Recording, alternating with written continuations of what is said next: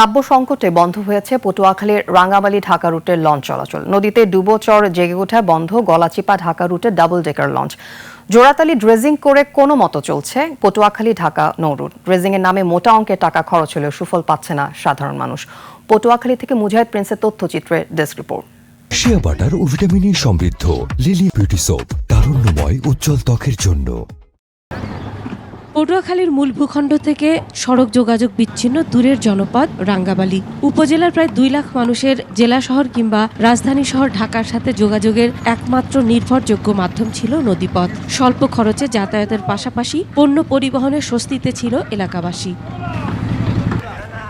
কিন্তু দারছিড়া নদীর নাব্য সংকটে বন্ধ হয়ে গেছে নৌরুটটি।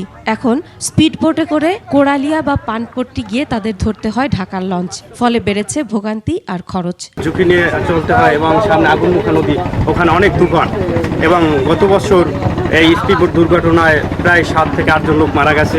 লঞ্চ ঘাট আমাদের এই জায়গায় দীর্ঘ 50 বছর, এখানে আমাদের এই লঞ্চ যোগাযোগে এখান থেকে আমাদের সরাসরি ঢাকাতে আমরা এই লঞ্চ যোগাযোগে যেতাম। এদিকে শুষ্ক মৌসুম এলেই ভয়ঙ্কর হয়ে ওঠে পটুয়াখালী ঢাকা নৌপথ। ডুবোচর আর পানি কমে যাওয়ায় ঝুঁকি নিয়ে চালাতে হয় চালকদের। মোটা অঙ্কের অর্থ খরচ করে ড্রেজিং করা হলেও কাজের মান নিয়ে ক্ষোভ রয়েছে নৌযান সংশ্লিষ্টদের। যেখানে কাটে সেইখানেই ফালায়, তার লাভ হইল এই মাটিটা তো উপর ফেলাই দিবে, সে ফেলাইতেছে না, ঠিক মতন সেটা কাটতেছে না। এবং এইখানে যে আমরা জাহাজ দেখা যায়, আমাদের জাহাজ বাজিয়া বাতিং অবস্থায় আমাকে জাহাজ কাইতেই থাকে। সমস্যা উত্তরের পরিকল্পিত ব্রিজ নির্মাণ, নদী খনন এবং জনসচেতনতার পরামর্শ দিয়েছেন বিশেষজ্ঞরা। পরিকল্পিতভাবে ব্রিজ করা, পরিকল্পিতভাবে নদী ড্রেজিং করা এবং আমাদের জনসচেতনতার সৃষ্টি করা।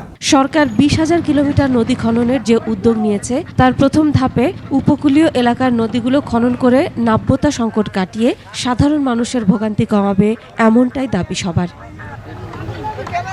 Masum আলিসা, desk report, 21 television.